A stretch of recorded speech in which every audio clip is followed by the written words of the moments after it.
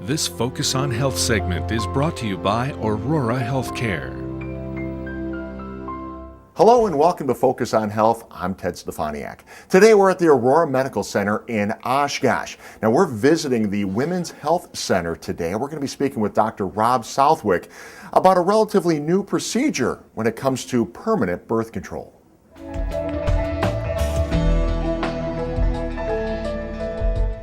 Well, thanks for taking some time with us today. Sure. We're talking about this procedure, Essure, and it's a different procedure for those looking to have a basically permanent birth control. Correct. Yeah, Essure really filled a niche for us in that prior to that, all we had was the traditional surgical tubal, and we would really counsel a lot of our patients that their partner should have a vasectomy because it was a safer procedure.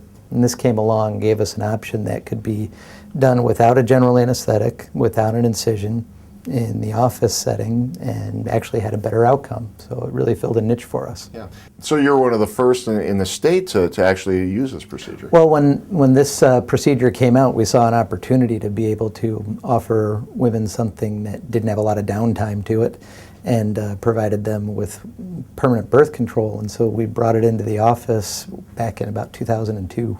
And we were one of the first offices in the country at that time doing this procedure in the office. Yeah. How does this differ from some of the other procedures that are out there for either male or female? Sure.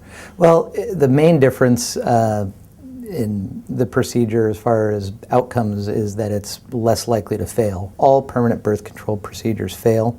Vasectomies have the highest failure rate, and the traditional surgical tubal that most people are familiar with had the next highest failure rate.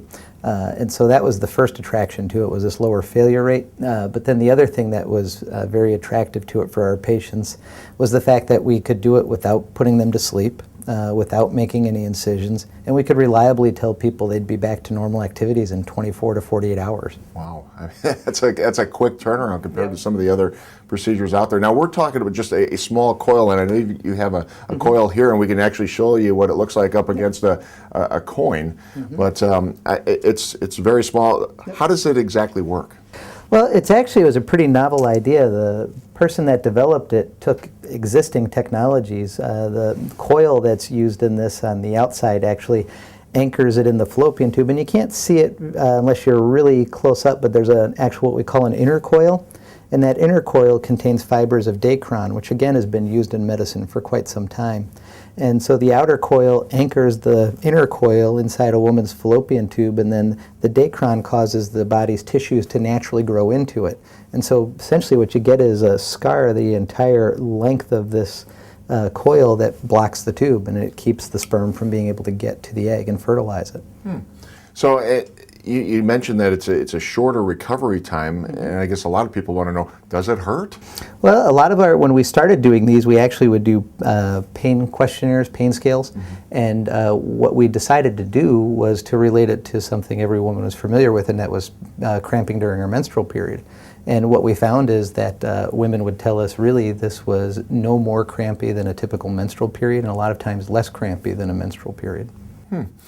In terms of insurance now, I know there have been a lot of changes in the health laws. Sure. There's a benefit here for that as well.